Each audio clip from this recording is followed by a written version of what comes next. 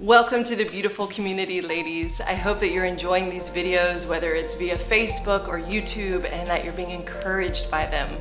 You know, in the United States, in the month of May, we celebrate Mother's Day. So we're kind of celebrating that theme at the beautiful community this month. And not just mothers and daughters, but the idea of having a mothering, nurturing heart, which to me is Christianity, right? Like this idea that we go into all the world and we make disciples of all nations based on the goodness that God has shown toward us. But there's a theme even more beautiful throughout Scripture, and that is this theme that God is our Father, that we all belong to our family. Throughout Scripture, God says, I have not left you as orphans.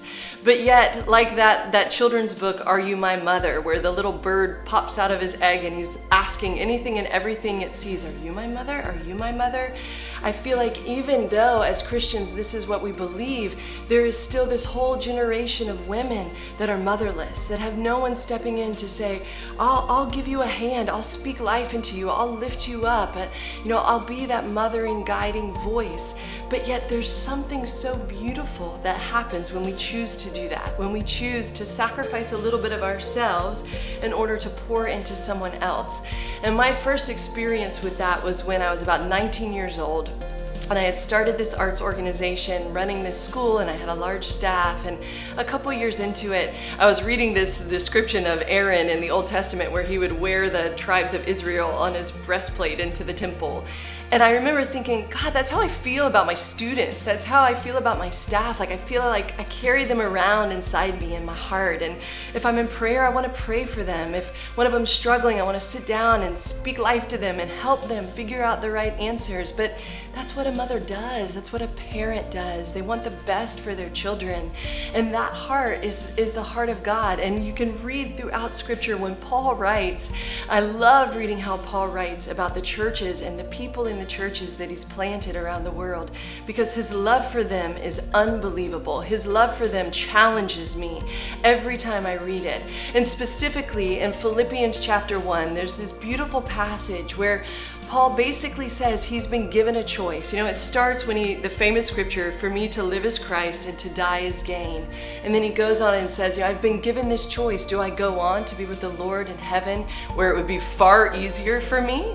Or do I stay here on the earth where there will be more pain and suffering, but it will be far better for all of you? Meaning he's talking about all the people that he pastors in these churches around the world at that time. And he says, no, because of you I will choose to stay. Because of you I will choose to endure more hardship, because I want to see you succeed. I want to see you strong and joyful. And I remember reading that thinking, oh man, that is the mothering, fathering, mentoring, however you want to look at it. It's that heart, right? It's that heart of saying, God, how can I pour my life into someone else? I don't know if it was whether I grew up dancing or what, but I always wanted a daughter. I could have in a little tutu and teach her to dance. But God didn't choose to give me a daughter. He gave me two amazing boys. And though we've tried through 2 adoptions that both failed, I still do not have a daughter. And I remember I was in prayer one day and I just began to see the faces of a sweet girl named Layla that I love in Brazil, and girls like Jolan that you see here at the beautiful community, and other young women that are in my everyday life. Your faces on the other side of this video, women that I've met in the nations around the world, or girls that we reach through the arts and the Love Project. And I just felt like the Lord was like, your daughter is found in all of their faces. Your daughter is found in all of these women and these girls that you pour your life into around the world. And so my question for you today, whether you are 15 years old or 75 years old, my question is, in whose face is the face of your daughter found? In whose face is the face of that young woman that you can pour your life into, that you can mentor, that you can encourage? And that by doing that, not only are you going to live more beautifully, but by you sacrificing your life to raise someone else up, it creates a pedestal for that young woman or old woman to live more beautifully herself. So have a wonderful day and live beautifully.